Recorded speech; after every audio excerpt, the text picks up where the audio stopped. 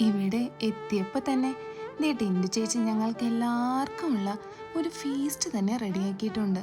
യാത്രാക്ഷീണമൊക്കെ പമ്പ കടന്നു. എല്ലാവരും കൂടെ എന്നിട്ടൊരു വാക്കിനിറങ്ങി. എന്തൊക്കെ കാഴ്ചകളാണെന്നോ ഇവിടെ. നമുക്ക് സമയം മതിയാവില്ലാട്ടോ. എന്താ പറയാ, ഒരു ആനിമൽ ഫാം എന്ന് വേണേ വിളിക്കാം. ദേ കണ്ടില്ലേ, കോഴിവാപ്പകളും താറാവ് കൂട്ടങ്ങളും. എന്തോരം മുട്ടകളായിന്ന് കിട്ടിയേ.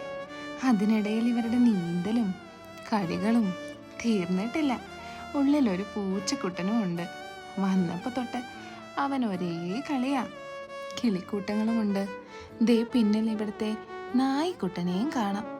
അങ്ങനെ ഇവിടെ വന്ന് കാണാനും കേൾക്കാനും തൊട്ടറിയാനും ആസ്വദിക്കാനും ഒക്കെ ആയിട്ട് മണിമൂളിയിലെ ഈ കൊച്ചു സ്വർഗത്തിൽ ഞങ്ങൾ ഇങ്ങനെ എത്തി നിൽപ്പുണ്ട്.